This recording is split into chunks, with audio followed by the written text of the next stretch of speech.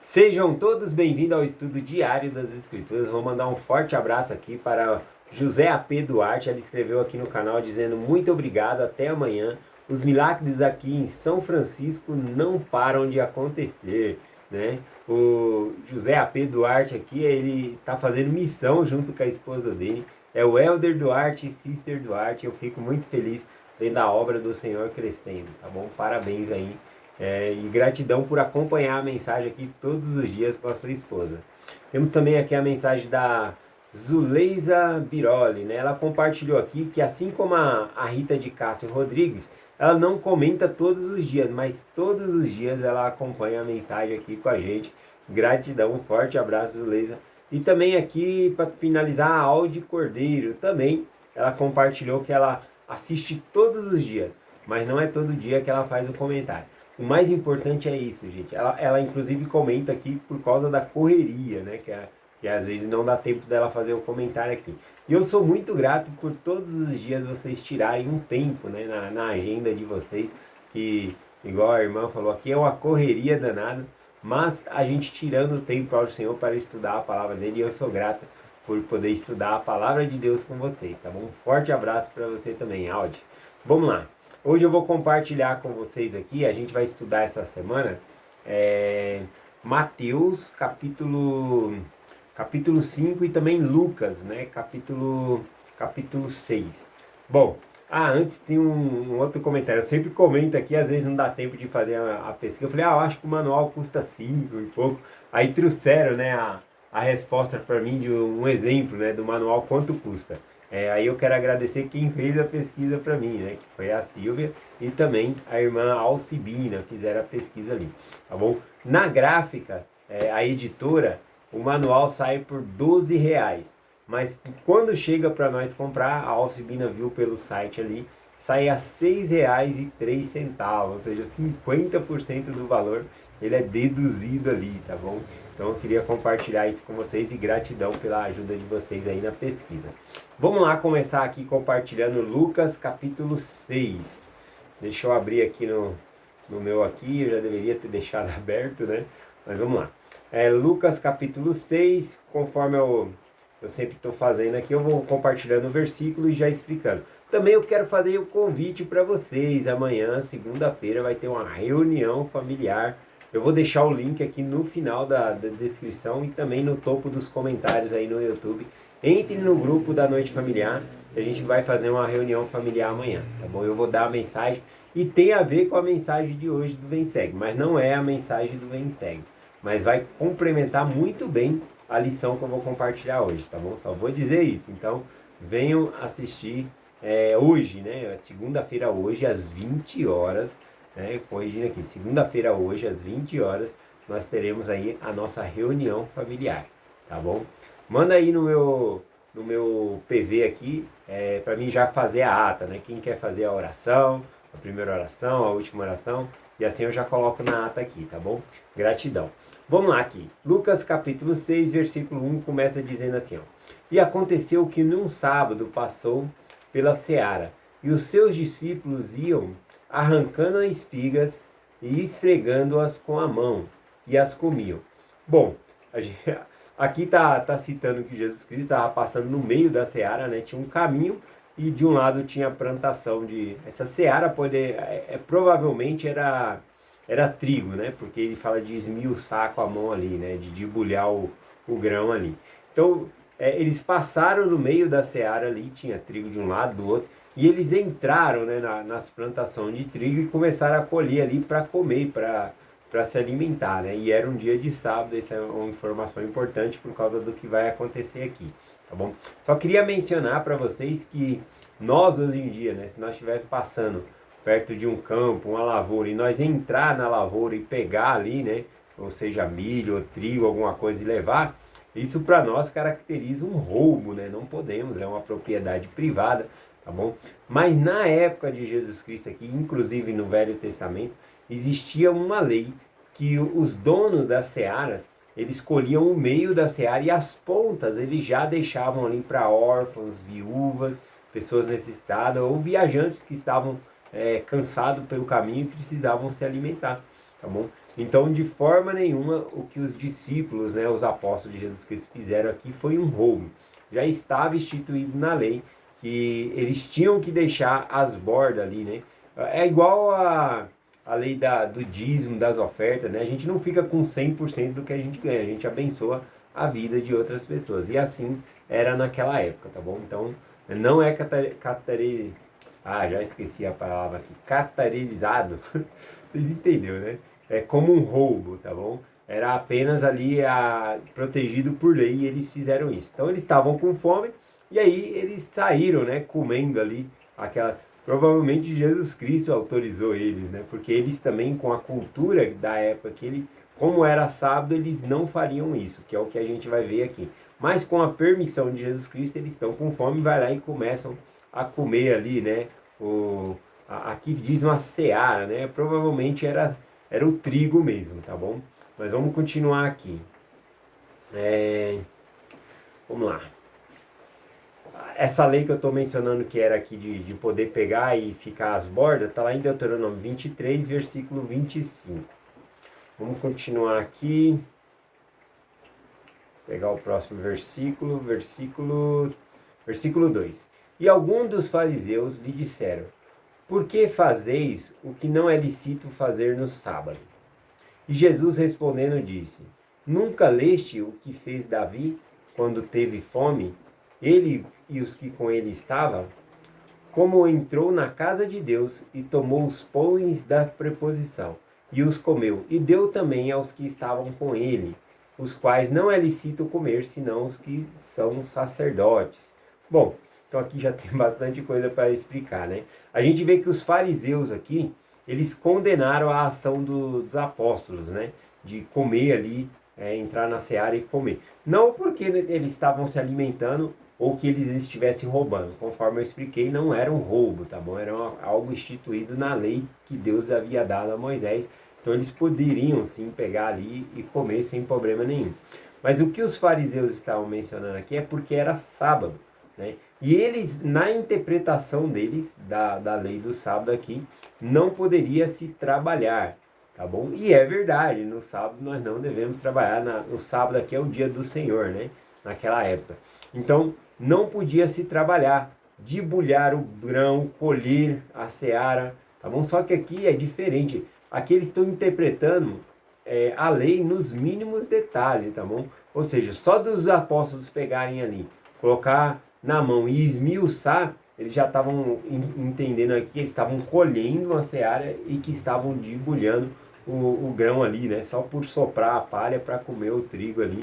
Então, a gente vê aqui a interpretação dos fariseus condenando, né? Dizendo por que eles fazem o que não é lícito fazer no sábado. Então veja que o problema aqui é a lei rigorosa da interpretação que eles tinham do sábado. E aí Jesus Cristo responde, né, para eles, né? Porque ele está falando que eles estão fazendo algo que não é lícito. Então Jesus Cristo ele dá um exemplo lá do Velho Testamento, na época em que Saul ele estava perseguindo Davi para matá-lo. Então Davi saiu fugido, né? E ele chegou até um local, né, na tenda do Senhor, e ele pegou ali e pediu para o sacerdote o pão. Tinha alguma coisa para comer? Ele falou: não tem nada para comer aqui, a não ser os pão, né, da preposição, a qual não é lícito comer. Esse pão, né, da preposição aqui, eram 12 bolachão, né, era pão mesmo, mas era bolachão, parecia um bolachão, e eram 12, representando as 12 tribos de Israel. E esses pão, eles eram trocados, porque deveria ser pão fresco ali, tá bom? Então era trocado sempre ali diariamente. E o que fazia com aquele pão que foi trocado? Jogava fora? Não.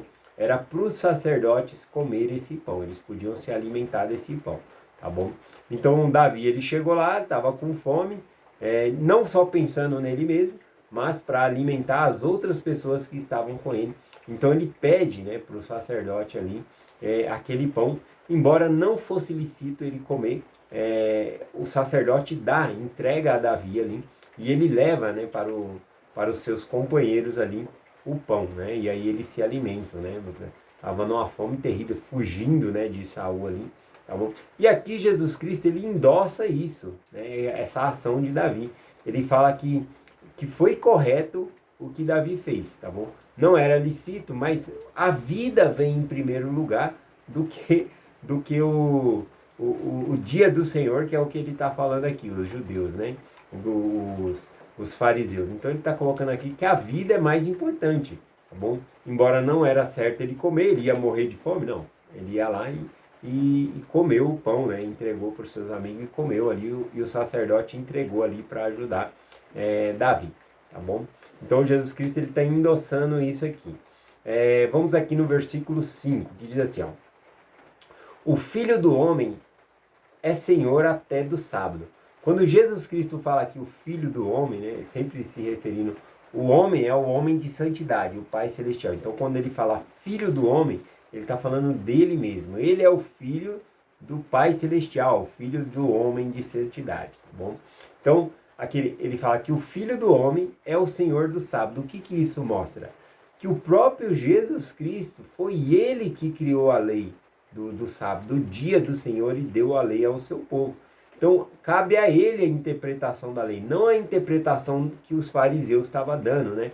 Da pessoa pegar um bocado ali da seara ali, esmiuçar na mão ali, né? Interpretar como se eles estivessem trabalhando. Então, isso era uma interpretação dos fariseus, não era isso que a lei dizia. A lei falava que não deveria trabalhar, mas ali eles estavam apenas se alimentando porque estava com fome. Então, mostrando a prioridade, né, das coisas do Senhor, do dia do Senhor aqui, tá bom? Deixa eu ver aqui, versículo 6. E aconteceu também no outro sábado, né? Então aqui a questão é o dia do Senhor aqui. A gente vê então que aqui eles vão preparar uma armadilha para Jesus Cristo. Vamos interpretar aqui também essa passagem que vai falar do dia do Senhor aqui, o sábado, né? Na época aqui. Diz assim, ó. Versículo 6. E aconteceu também no outro sábado, que entrou na sinagoga e ensinando. E estava ali um homem que tinha uma da mão direita ressequida. Eu gosto muito do livro de Lucas, porque ele sendo médico, ele traz detalhes que os outros evangelhos sinóticos não trazem, né? Por exemplo, Mateus e Marcos, eles contam essa mesma história aqui. Bate tudo. Só que aqui Lucas, ele fala que a mão ressequida era a mão direita do homem, né? Nos outros dois não fala que era a mão, só fala que era que tinha uma das mãos ressequida. O Lucas ele traz detalhe, é como se fosse realmente um médico, ele vai detalhar onde é, né? Se é a mão direita, se é a esquerda. Eu acho muito interessante esses detalhes, né? Que Lucas vai trazendo para nós, eu gosto bastante. O que é uma mão ressequida, né? É uma mão atrofiada, parada, que não se mexe. E como nós sabemos, se um braço, né? Se eu pegar um braço aqui e colocar uma tipóia, né, e ele ficar parado aqui, ele vai fazer o que com esse braço? Ele vai ficar fraco, né? Ele vai, por não estar se movimentando, não tá, ele vai emagrecer. Então, ressequida significa magro. A mão do homem estava, como ela não tinha os movimentos, então não tinha exercício. Então, aparecia muito os ossos da mão ali, né? Muito ressequida, muito magrinha, uma das mãos dele. Então, era um problema que esse homem tinha na mão, né? Aqui também a gente tem que observar que o versículo diz, e estava ali. Então, antes de Jesus Cristo chegar, já estava ali esse homem. Aqui eu interpreto como a questão era do sábado, e a gente vai ver aqui que eles estavam querendo testar Jesus Cristo, provar Jesus Cristo, né? Então, eles mesmos trouxeram esse homem com a mão ressequida, né? Com essa mão ruim aqui, né? Eu coloquei atrofiada, né? Com essa mão atrofiada, colocaram ali para ver se Jesus Cristo ia quebrar o sábado, né? Porque não podia fazer cura no sábado na interpretação da lei deles. Mas Jesus Cristo ele vai trazer o real interpretação da lei aqui, porque ele sim é o Senhor do sábado. Foi ele que deu a lei ao Senhor, ao povo de Israel aqui, tá bom? Então vamos lá. Versículo 7. E os escribas e fariseus observavam-os se o curaria no sábado, para acharem o que acusar. Observe que eles estavam observando se Jesus Cristo iria fazer essa cura, e também eles estavam procurando um motivo para ter com que acusá-lo. Então, é de propósito, né? Não é por acaso que aquele homem estava ali, naquele local, no meio ali, né? E Jesus Cristo ia ver, né? Eu Acredito que até posicionaram ele de uma forma assim lá na frente, né, já com a mão assim, para Jesus Cristo ver que aquele homem estava com a mão ruim. E eles queriam provar Jesus Cristo para que ele não curasse no sábado, né? E aí é lógico que Jesus Cristo ia curar, tá bom? Então a gente vê aqui uma armadilha que eles estão fazendo na verdade. O versículo continua, o 8. Mas ele bem conhecia os seus pensamentos e disse ao homem que tinha a mão ressequida: levanta-te e põe de pé no meio. E levantando-se ele, pôs-se de pé. Bom, aqui é bem interessante porque eles armaram essa armadilha, mas não falaram nada, né, para Jesus. Mas Jesus conhecia o pensamento deles, sabia que tudo aquilo ali era um teste. Então, ao invés de só curar a mão do homem, ele pede para que o homem venha para frente no meio, tá bom? E fique em pé ali, tá bom? Aqui então, a sinagoga, né, onde eles estavam, o que acontece? É como se fosse uma igreja, onde eles ensinavam a lei, né, estudavam as escrituras. Então, aquele lugar, né, a igreja, que é um lugar de aprendizado do Evangelho, aprendizado das Escrituras, para nós se aproximarmos mais de Deus, nesse momento virou um tribunal, né, porque Jesus Cristo pediu para esse homem vir e ficar parado no meio ali.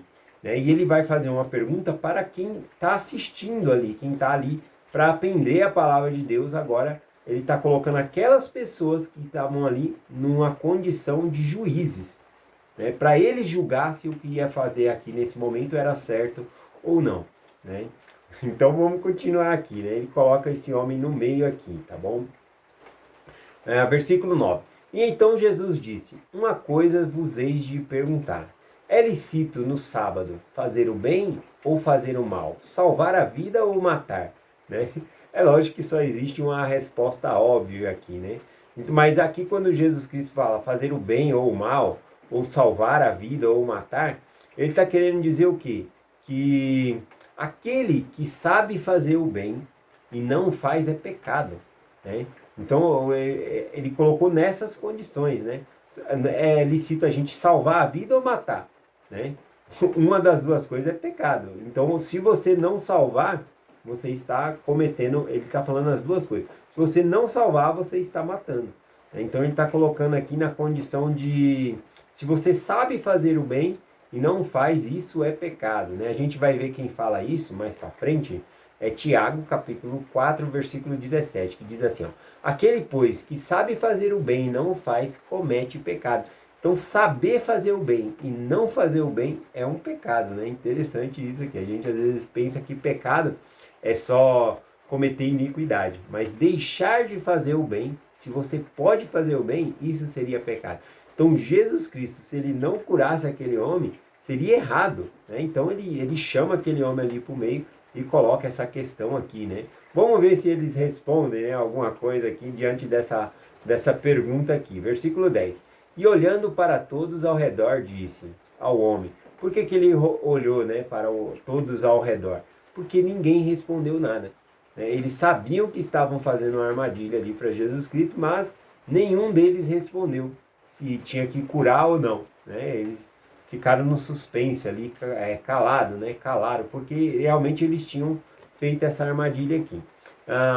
E olhando para todos em redor, disse ao homem: estende a tua mão. E ele assim o fez. E a mão lhe foi restituída e sã como a outra. E ficaram cheios de furor e discutiam uns com os outros sobre o que fariam com Jesus. Olha aí, né? Então, como o argumento deles caiu por terra, porque Jesus Cristo perguntou, ninguém falou nada.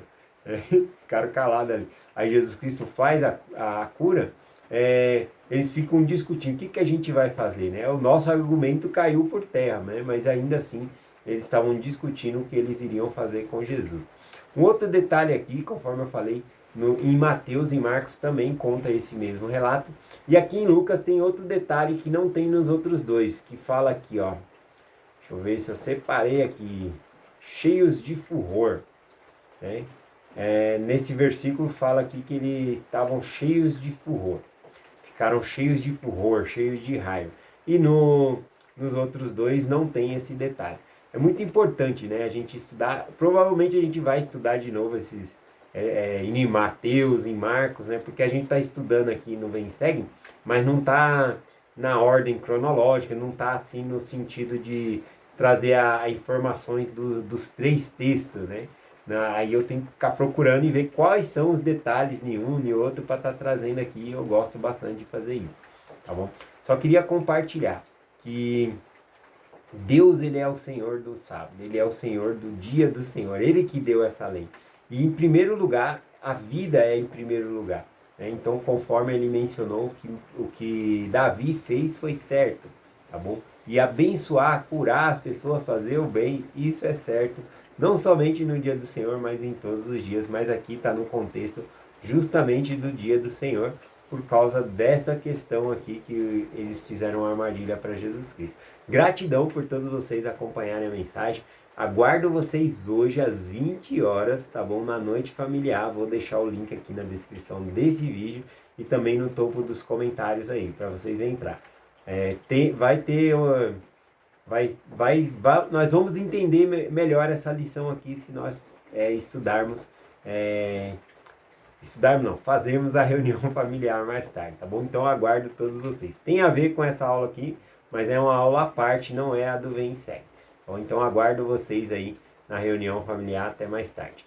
Então eu deixo essa mensagem com vocês em nome de Jesus Cristo. Amém. Até amanhã. Ou até daqui a pouco, né? Na reunião familiar.